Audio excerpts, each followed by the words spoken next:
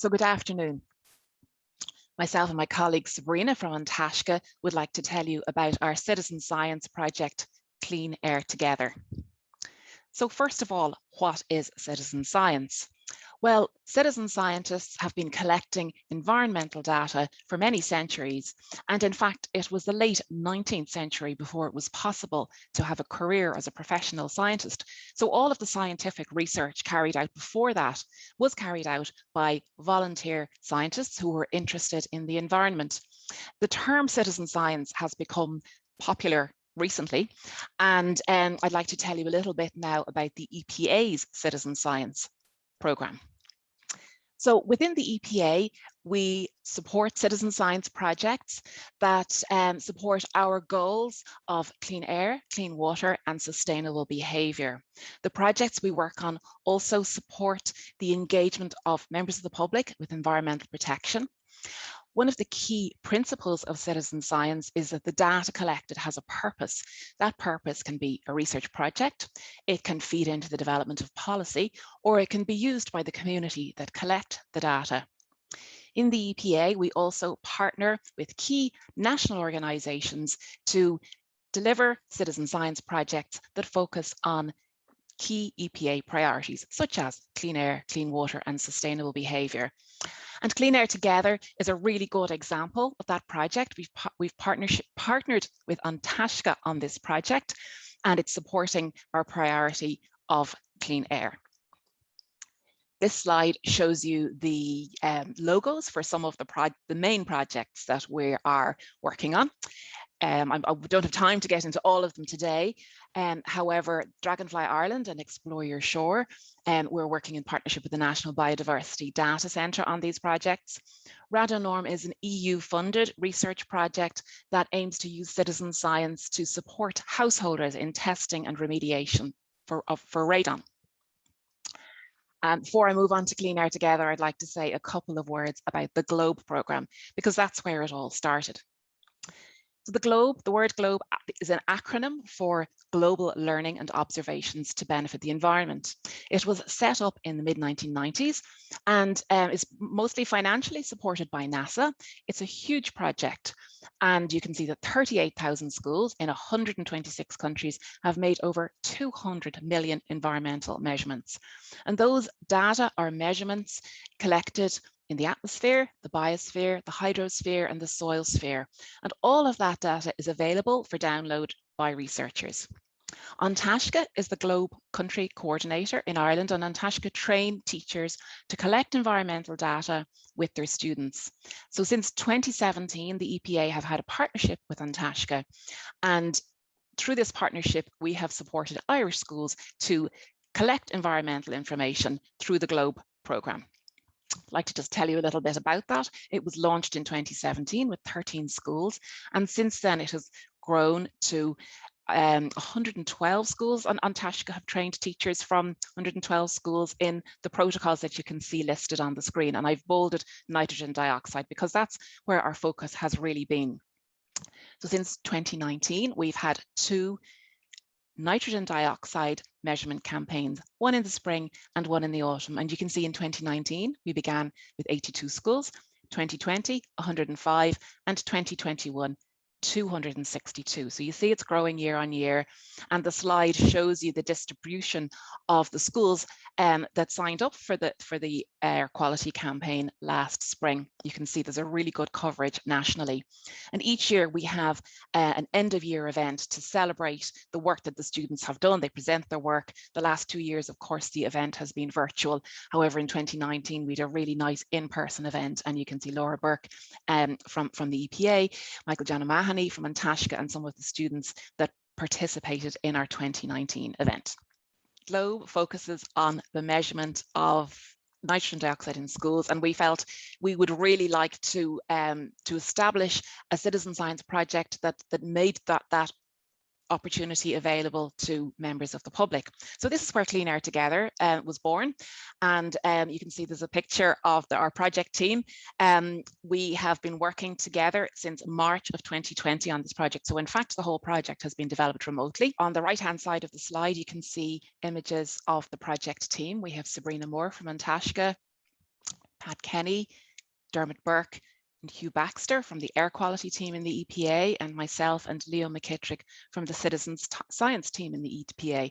So in addition to those expertise, we have our communications colleagues, our ICT colleagues, with a lot of process design work, and our business support colleagues. So it was really a multidisciplinary project, and we worked with our external partners, Tico Mailworks, Car Communications, and Gradco Laboratories.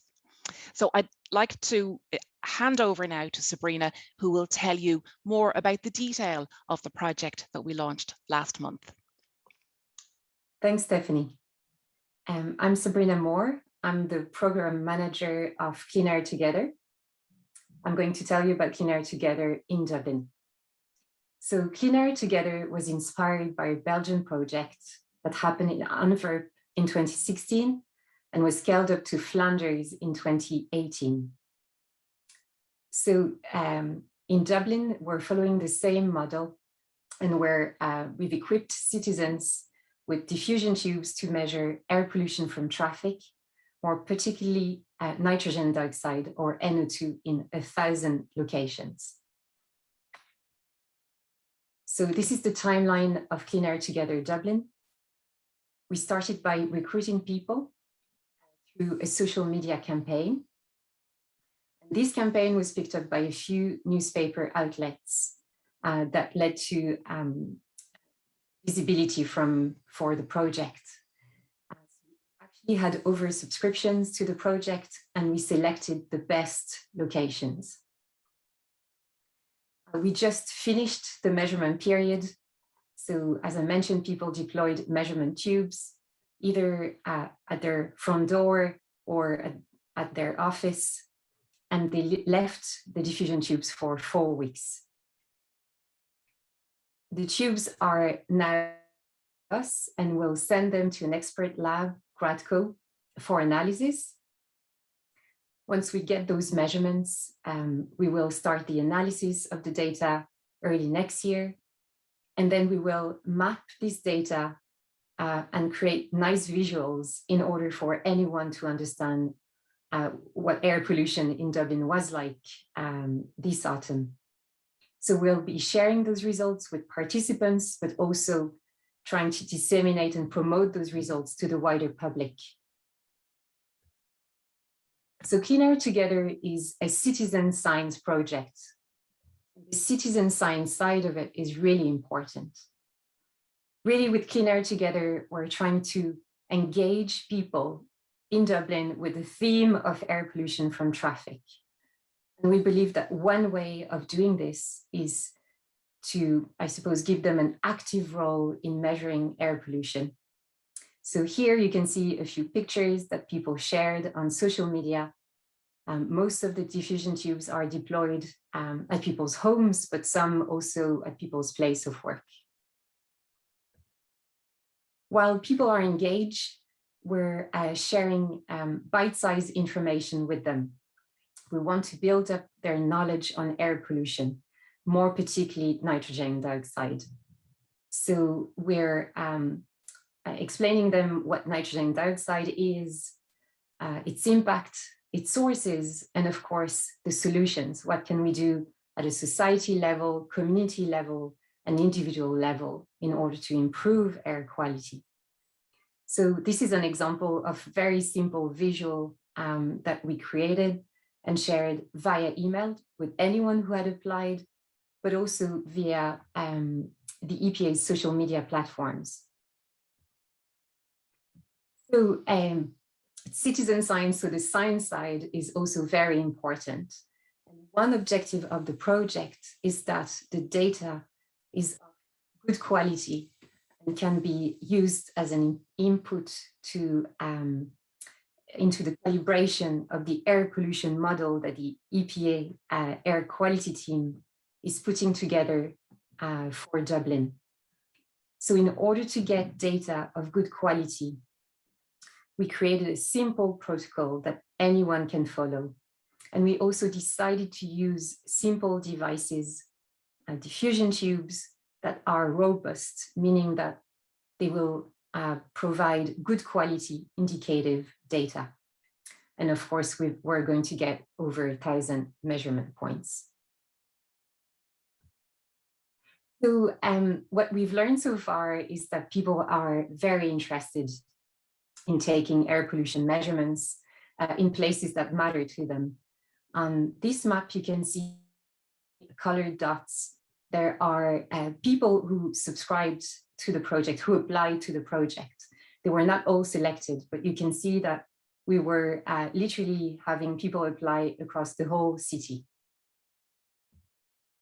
Apart from people's location, I suppose we had a diverse a cohort of people. We had women and men, slightly more women, people across all age groups, maybe slightly less of the very young cohort and the older cohort. But one trait, I suppose, that people have in common is that they're highly educated. At least for 3/4 of the participants, they hold a 3rd level degree or even higher. We surveyed anyone who applied, and we learned a few things about, I suppose, their motivation for applying. And the number one is really to get the local picture, to know what air pollution is like by their door. And then their second motivation is to contribute to science. They really want their measurement to be meaningful and to be part of a bigger picture that can be used by scientists. In terms of their perception of air pollution, most people who applied to the project actually feel quite concerned about air pollution in Dublin already. This is one testimony of someone who lives by the M50 and who's seen traffic increase over the years and is concerned about the effect that can have on people's lungs and health. The other thing that people told us was that they want air pollution or air quality, I guess, in Dublin to improve. And when asked about their intention around mobility in the next 12 months, people said that they would like to cycle and walk more, as well as use public transport more. So I suppose all those characteristics we want to follow over the next 12 months. So we're going to repeat our survey twice in order to understand what people's perception of air pollution is like, whether their knowledge has increased, and whether their intention to behave differently has materialized. So that's it for me. So I gave you a flavor of what Clean Air Together is like in Dublin, and Stephanie is going to conclude our presentation by telling you about our next steps. Thank you. Thanks, Sabrina. So I'd just like to finish up by saying a couple of words about our future plans for Clean Air Together. Of course, we'll be communicating our results to participants, to the public, and to stakeholders early in the new year. We'll be very excited to share those results when they're available. We've learned a lot from the Dublin campaign, so we need to take time to evaluate those learnings, and we'll use those to improve our project plan. And then later next year, probably in the autumn of 2022, we'll carry out our next campaign, and we're discussing at the moment where that will be. We're discussing Galway and Cork. If you'd like to contact us, our email address is on the slide here, and I'm conscious that many of you in the audience may well have participated in it. Certainly many of you are stakeholders. So we look forward to sharing the results with you next year and continuing to work with you to address air quality in our cities. Thank you very much.